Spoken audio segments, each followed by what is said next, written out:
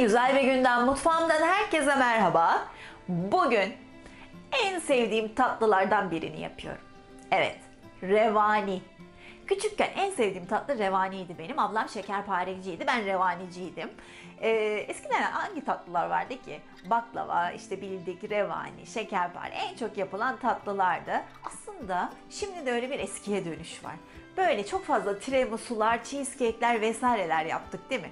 O güzelim revaniler, o güzelim şekerpareler nerede? Böyle söyleyince şerbetli tatlılar biraz böyle yapımı ağır ve zormuş gibi geliyor. Ama aslında o kadar kolay ki. Çok güzel böyle bir kek yapıyorsunuz aslında revani için. Güzel de bir şerbet hazırlıyorsunuz, birleştiriyorsunuz. Harika bir tatlı oluyor. Ve böyle çok güzel, maharetli ve hünerli gözüküyorsunuz. Şimdi vereceğim revani tarifi gerçekten hani böyle garantili, %100 revani vardır ya, işte onlardan biri. Birçok tarife bakabilirsiniz. Genelde böyle 1 su bardağı una 1 su bardağı revanidir. Ama benimki gerçek böyle irmikli harika bir revani. Küçüklükten o tadına baktığım revanilerden. Böyle kek gibi revani değil. Revani gibi revani. Hadi başlıyorum. Yapalım. Hep beraber tadalım. Öncelikle şerbetle başlıyorum. 4 su bardağı toz şeker. 4 su bardağı su ilave ediyorum. Yani 4'e 4. Böyle güzel kıvamlı bir şerbet olacak. Üzerine bir dilim de limon koyuyorum ve ocağa gidiyoruz. Şeker eriyene kadar karıştırıyorum. Kaynadıktan sonra 15 dakika daha kaynatacağız.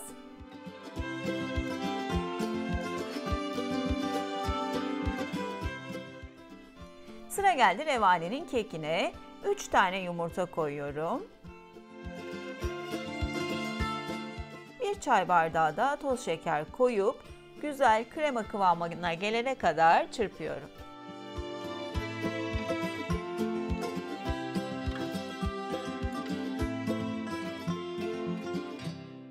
Güzelce çırpıldı, bembeyaz görüyorsunuz. Böyle kremamsı bir kıvam aldı. Şimdi sıvı malzemelere geçiyorum. 1 su bardağı sıvı yağ, ben ayçiçek yağı kullanıyorum.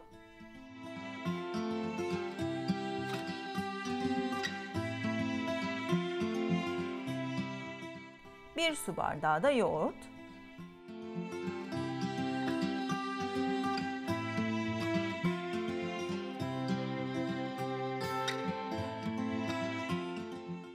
Ve revanenin olmazsa olmazı irmik. 2 su bardağı irmik kullanıyoruz.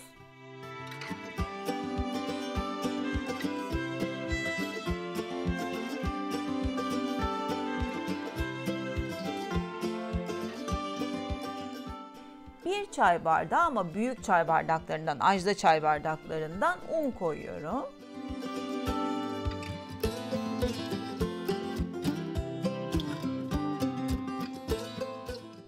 Bir paket kabartma tozu, bir paket de vanilya,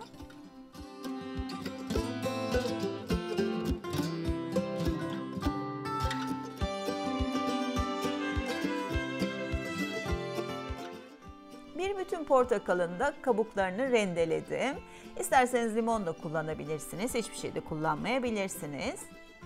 Eğer portakal tadı daha yoğun olsun istiyorsanız şerbetinden 1 bardak suyu eksiltin, 1 bardak portakal suyu ekleyin.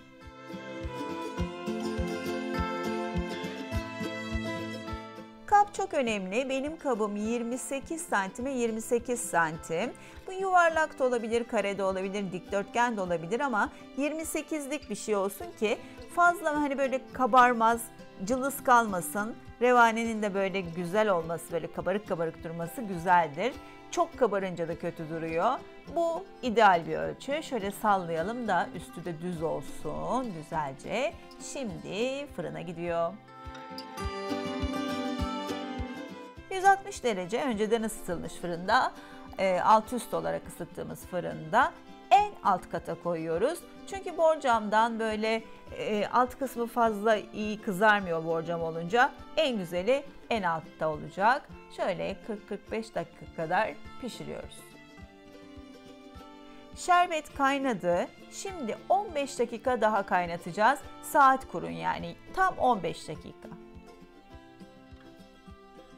15 dakika sonra gördüğünüz gibi gayet güzel koyu kıvamlı bir şerbet oldu. Altını kapatıyoruz. Kek çıktı, ılınmasını bekliyoruz. Şimdi kenarlarını şöyle bıçakla iyice açıyorum ki şerbeti döktüğümde güzelce altına da gidebilsin. Ve dilimlere de ayırıyorum.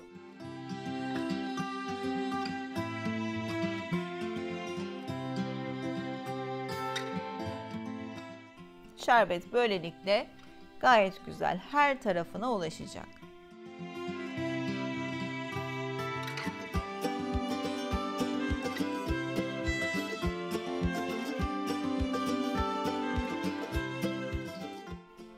Ilık keke ılık şerbet ilave ediyorum.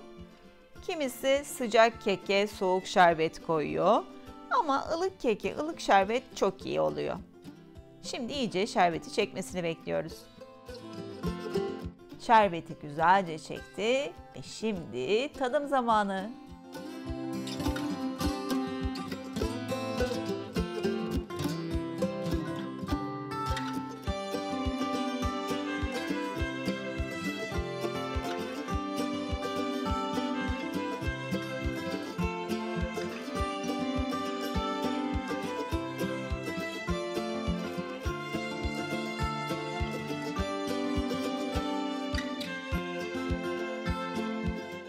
İşte revanimiz hazır. Siz de yapın, sevdiklerinizle paylaşın. Özel günlerde artık favori tatlınız bu revani olacak eminim. Yorumlarınızı da benimle lütfen paylaşmayı unutmayın. Yine güzel değişik tariflerde görüşmek dileğiyle. Şimdilik hoşça kalın.